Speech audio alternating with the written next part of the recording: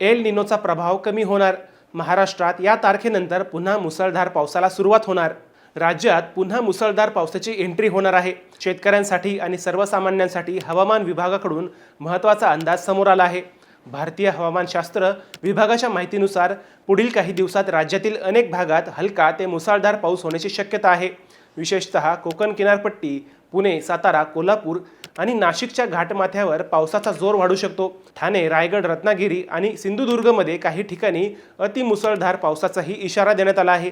दरम्यान हवामान अभ्यासक अश्रेय शेट्टी यांच्या मते हिंदी महासागरात पॉझिटिव्ह IOD सक्रिय होत असून त्याचा प्रभाव 20 ऑगस्ट नंतर अधिक स्पष्टपणे जाणवू शकतो. ही परिस्थिती मान्सूनला पोषक मानली जाते आणि यामुळे एल निनोचा प्रभावही कमी होण्याची शक्यता व्यक्त केली जात आहे. मात्र अंतिम चित्र बंगालच्या उपसागरातील कमी दाबाच्या क्षेत्रांवर आणि इतर हवामान घटकांवर अवलंबून असेल. त्यामुळे पुढील काही दिवस हवामानातील बदलांकडे लक्ष ठेवणे महत्त्वाचे ठरणार आहे.